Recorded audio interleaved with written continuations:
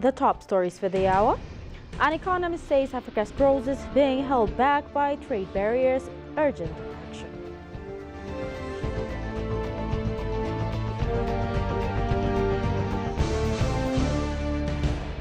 And IGAD predicts below normal rainfall across most of Great Horn of Africa from March to May.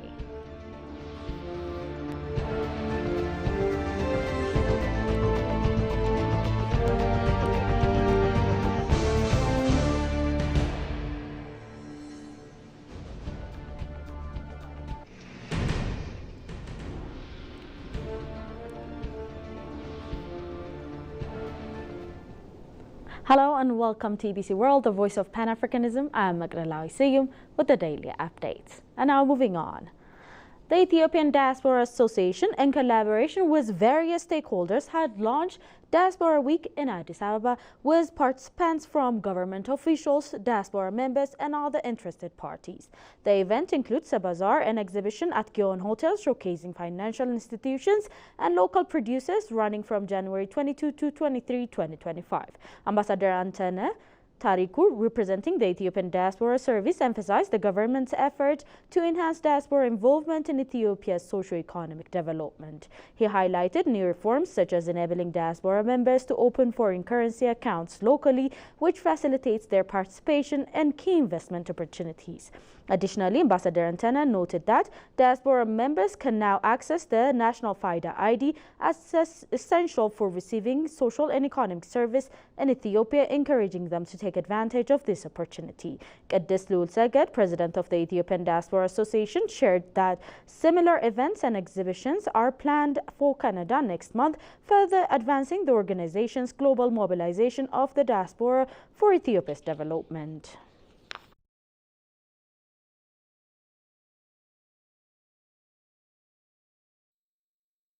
An economist says Africa's vast economic potential is being held back by deep-rooted challenge in trade connectivity and infrastructure, with the legacy of colonialism still casting a long shadow.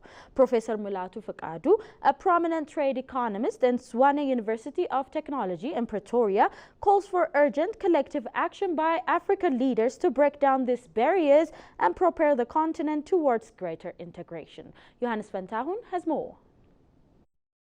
Africa's potential for economic growth is often hampered by challenges in intercontinental trade and connectivity. Professor Mulatu Fakadu, a trade economist at Swane University of Technology, Pretoria, recently spoke with this dialogue about the issues impeding the continent's economic progress. The Africa Union's Agenda 2063 is a strategic framework for the socio-economic transformation of the continent over the next 50 years. It envisions an integrated, prosperous and peaceful Africa. However, several challenges, including those related to trade and infrastructure, are hindering its full realization. Professor Fakadu pointed to the legacy of colonialism as a major factor, explaining how it has forced African countries to align their trade with former colonial powers rather than with each other. He also highlighted the significant challenges stemming from poor infrastructure and the frequent absence of peace and security, all contributing to the stagnation of intra-Africa trade. Given the colonial legacy, African nations are still, their trade is aligned to their colonial masters. So rather than trading in a few kilometers away with the neighboring countries, most African countries, the major trading partners are either China or America or Western Europe.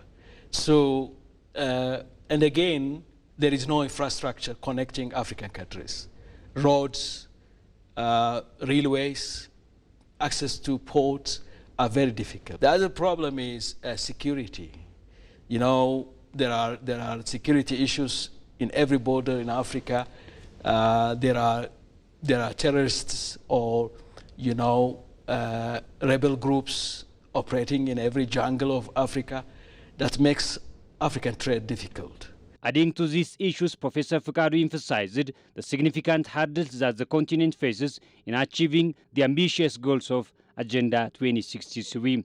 These interconnected issues impede the continent's overall development trajectory. Agenda 2063 is a roadmap for the entire continent. You know, it's a very ambitious initiative. However, it can be implemented. It can be implemented, and all the negative thoughts, all the pessimism about Africa can end if we able to implement the Agenda 2063 initiatives. In order to overcome these challenges, Professor Fikadu called on African leaders to take the initiative in connecting the continent. He stressed the importance of protective measures to promote integration, addressing trade barriers, and develop the necessary infrastructure for thriving inter-Africa trade system. We are Africans, and we should work for Africa. Therefore, governments should think, holistically, not just only for a specific geographical area, but for the entire continent, so that we can prosper. We can have a shared prosperity in the region, in the continent. So leaders should take the initiative of creating people-to-people relationship. Professor Fikadu's comment underscores the persistent obstacles to African economic integration and highlights the critical need for leadership and strategic action to unlock the continent's full economic potential. IGAD predicts below normal rainfall across most of Greater Horn of Africa from March to May, with potential impact on agriculture and water resource. The 69th Greater Horn of Africa Climate Outlook Forum has unveiled its 3-month weather forecast for 11 member states. Gushuman Liso reports. The 69th Greater Horn of Africa Climate Outlook Forum has convened key stakeholders including climate information producers, researchers and users to share the seasonal climate outlook and develop advisories and mitigation strategies. After extensive discussions on various issues, the Intergovernmental Authority on Development IGAD announced a 3-month weather forecast for the Greater Horn of Africa covering 11 member states. According to the forecast, the Greater Horn of Africa region is expected to experience below normal rainfall during the March to May period. The forecast shows that we are expecting a depressed rainfall, especially over the eastern and the western part of the region, but the central parts are likely to get enhanced rainfall. This season is called the March to May, or known as Belik locally in Ethiopia. And it is an important rainfall season, particularly for the southern and the equatorial parts of the Eastern Africa region. And this season contributes more than 50%, particularly over southern Ethiopia, Eastern Kenya, and Somalia. So which means it's very critical for those parts of the region. However, forecasters noted a high likelihood of above average rainfall in specific areas including western Ethiopia, eastern South Sudan, parts of Tanzania, and eastern Kenya. The forecast indicates that there is a high likelihood for below average rainfall over the northeastern part of Ethiopia, southern Ethiopia, parts of the eastern Kenya, much of Somalia, and also western part of South Sudan and Uganda. And there is a high chance for above average rainfall over the western part of Ethiopia, eastern South Sudan, and also parts of Tanzania and western Kenya. This variability in rainfall will significantly impact socio-economic sectors in the region, particularly agriculture and water resources. We expect to have impacts, especially in the socio-economic sectors in the region, agriculture, health, and all that. So areas that are expected to record depressed rainfall will basically have negative impacts, especially in agriculture. This is one of the seasons that agriculture is the key activity. This forecast has an implication on the different sectors, particularly the areas that are affected by drought are likely to now experience below average or depressed rainfall, particularly those areas of southern Ethiopia, northeastern Ethiopia, as well as parts of this eastern Kenya and also Somalia. So it has an implication on water resource, it has an implication on the availability of water, it has an implication on crop yield, it has an implication also on the pasture So the different sectors now will develop advisories and mitigation strategies to reduce the impact of the climate in the upcoming season. To address these challenges, forecasters urged member states to make adequate preparations to mitigate potential impacts. We need to have a way of supplementing water availability for agricultural purposes and any other water use. In health, we need to have initiatives that support medicine is available in hospitals early enough, because we might have cases of diarrhea and all that because of scarcity in water, and therefore all this data is likely to come up. And therefore we really expect a range of impacts, especially in areas where depressed rainfall is expected. The IGAD Climate Prediction and Application Center ICPAC emphasized its proactive approach to anticipatory action, calling for collaboration with partners to combat the severe effects of climate change across the region. Health leaders have called on African leaders and health institutions to strengthen healthcare system across the continent.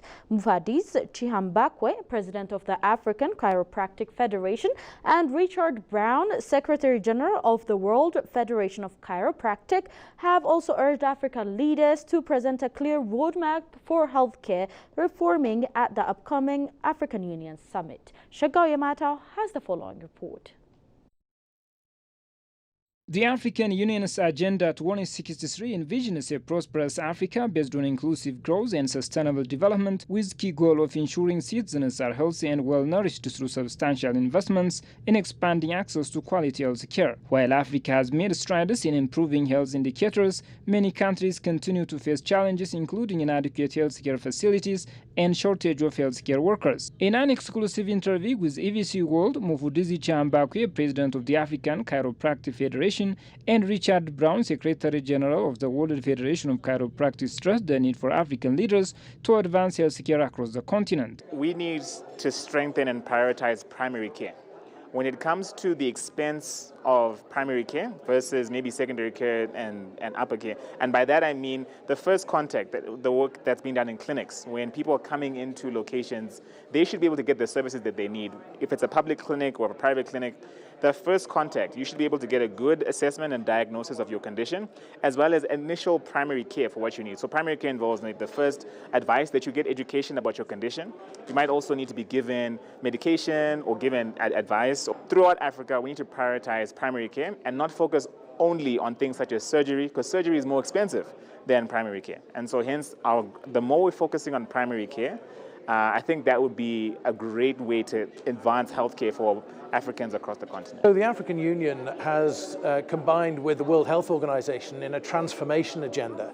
And what has been identified is that non-communicable diseases have become a significant focus of attention. So in focusing towards NCDs, non-communicable diseases, the African Union has identified that there is a need to tackle the crisis in low back pain and related disorders. Adisa Chihambakwe called on African leaders to define clear strategies for addressing healthcare challenges in their respective countries at the upcoming AU Summit. He emphasized the importance of focusing on diverse health contexts and specific issues in each nation. I am expecting and hoping for clear direction for all our health agencies, whether it is ministries of health, small community clinics, public larger institutions, to have a clear direction of how we can address the main issues that people are finding. I think we need to do things like needs assessments, figuring out what are the key burdens for each country.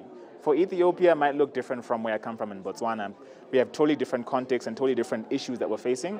I'm hoping for clear pathways on how to address some of these issues, including what I was just talking about, the lower back pain and neck pain, because even though someone does not die from lower back pain, it is really affecting the quality of people's life. And I really hope that the AU will address some of these things at their next meeting. Both Chihambakwe and Brown urged leaders to also formulate comprehensive policies and plans that include musculoskeletal health, which is often overlooked. Priorities are now focusing on non-communicable diseases. However, the focus on muscle, bone, and joint health, something as simple as lower back pain, arthritis, that has not been prioritized as much. And so what we're hoping to do in collaboration with the African Union is to have African governments have policies and plans with regards to non-communicable disease care, including musculoskeletal health. I hope there's going to be a focus on musculoskeletal disorders because it undoubtedly affects on a whole range of other things. It affects employment, it affects participation in leisure activities, it affects day-to-day activities at home, it affects people interacting with each other, with their children. It also affects mental health. We know that there's a significant connection between spinal disorders and mental health, which we know has been identified as, again, as a huge burden on society. So we're hoping that there's going to be an increased focus on spinal disorders and particularly engaging chiropractors within the solution to spinal disorders. The 38th African Union Summit, set to take place in mid-February 2025 at the AU headquarters in Addis Ababa, will promote collaboration among African nations to address the continent's challenges and opportunities. That's all we had for today's update, but before I go, let's have a recap of the top stories once again. An economist says Africa's growth is held back by trade barriers, urges action.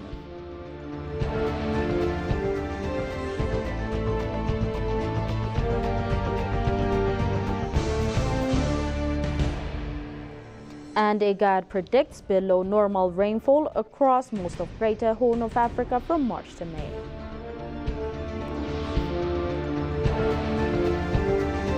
Thank you for tuning in to EBC World, the voice of Pan-Africanism. It was me, Adisa, with the daily updates. Goodbye.